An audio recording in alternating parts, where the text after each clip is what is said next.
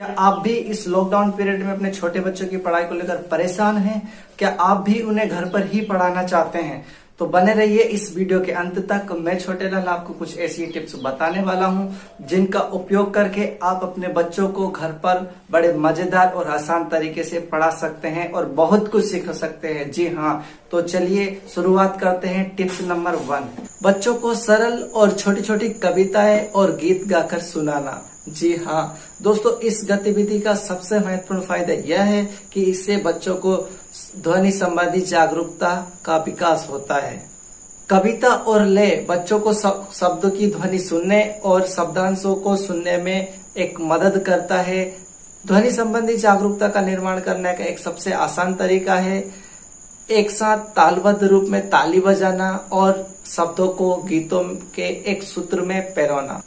यह मजेदार और स्वतंत्र गतिविधि बच्चों के साक्षरता कौशल निर्माण करने में मदद करता है। बात करते हैं टिप्स नंबर 2, घर पर सरल शब्दों में कार्ड बनाना। दोस्तों, कार्ड 2 अक्षर 3 अक्षर के शब्दों का भी हो सकता है, जैसे राम, फैन, पेट, सन इत्यादि। सबसे पहले आप शब्दों को पढ़ें, उसका उच्चारण करें, फिर अपने बच्चे से कहें और उसका उच्चारण करवाएं। इसमें कुछ ऐसे शब्द हो सकते हैं जिनकी ध्वनियां बच्चों को आसानी से समझ में आनी चाहिए। दोस्तों, इस गतिविधि के लिए आपको पहले से तैयारी करनी पड़ेगी। यदि आपका बच्चा वर्णमाला के अक्षर सीख रहा है तो वह अक्षरों को किस तरह से प्रोनाउंस करता है, इनकी ध्वनियों पर ध्यान दे। अब बात करते हैं टिप्स नंबर 3, अपने बच्चों को प्रिंट रिच इन्वायरमेंट में व्यस्त रखना। जी हाँ, प्रिंट रिच इन्वायरमेंट आप घर पर ही बना सकते हैं।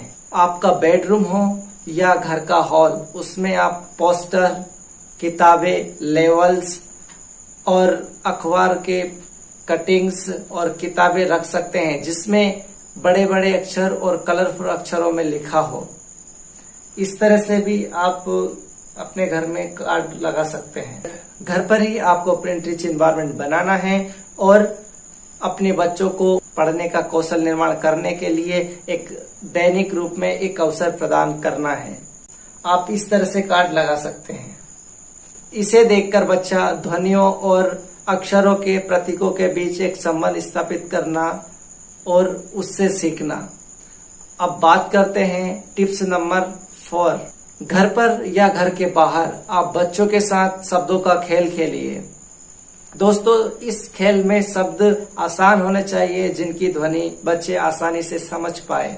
और ध्यान रखें, जब भी आप खेल खेले तो खेल खेलते टाइम उस खेल पर ध्यान दें कि बच्चा किस तरह से शब्दों और ध्वनियों को निकाल रहा है। इस गतिविधि से आपके बच्चे को सुनने और शब्दों को पहचानने और शब्दों का फेर बदल करने में मदद मिलती है और इस तरह से उसकी समझ भी विकसित होती है। आप कुछ ऐसे प्रश्न भी पूछ सकते हैं कि क्या शब्द ध्वनि से शुरू होते हैं, क्या शब्द आवाज करते हैं या ध्वनि करते हैं। अब बात करते हैं टिप्स नंबर 5, प्रतिदिन बच्चों के साथ हाई फ्रीक्वेंसी साइड वर्ड का खेल खेले। जी हाँ, हाई फ्रीक्वेंसी साइड वर्ड वो होते हैं जो पढ़ते और लिखते टाइम बार बार आते हैं, जैसे हम, आप, वे, जहां, है, हूँ, मैं इत्यादि शब्द।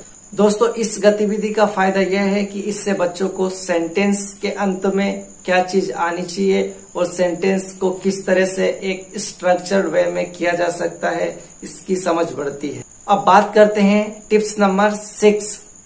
दोस्तों, प्रतिदिन बच्चों के साथ पुस्तक पढ़ें। बहुत से ऐसे माता पिता होते हैं जिनको यह खबर नहीं होती है कि हम बच्चों को घर पर ही बड़े आसान तरीके से बहुत कुछ सिखा सकते हैं, जिसमें केवल शब्दों का निर्माण करना ही नहीं बल्कि उनकी महत्वपूर्ण कौशल का निर्माण भी कर रहे होते हैं और उनकी वोकैबुलरी निरंतर रूप से बढ़ रही होती है। दोस्तों, इस गतिविधि से बच्चों को पढ़ने के प्रति लगाव और रुचि पैदा होती है। अब बात करते हैं टिप्स नंबर 7। दोस्तों, कुछ ऐसी स्किल्स होती है जो सभी बच्चों को सफलतापूर्वक पढ़ने में मदद करती है और आवश्यक होती है, जैसे ध्वनि की जागरूकता। यह शब्दों की ध्वनियों के प्रति जागरूकता और शब्दों को फेरबदल करने की क्षमता विकसित करती है। शब्दावली, यह शब्द के अर्थ और परिभाषा और संदर्भ को समझने में और पहचान करने में मदद करती है। पढ़ने की समझ, कहानी और जानकारी की पुस्तक दोनों का मतलब समझना। पढ़ने का प्रभाव, गति और समझ एवं सटीकता के साथ जोर से पढ़ने की क्षमता। फोनिक्स, अक्षरों और उनके द्वारा निकाली गई ध्वनियों की समझ और उसकी पहचान करना। तो अब बात करते हैं सबसे महत्वपूर्ण टिप्स जो कि आपको ध्यान में रखनी है, जिसकी मदद से आप बच्चों को बहुत आसान तरीके से पढ़ा सकते हैं।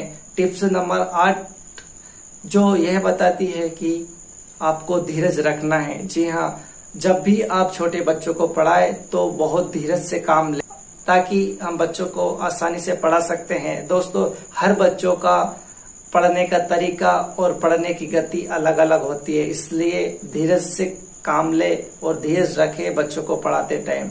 दोस्तों, ये रही हमारी टिप्स।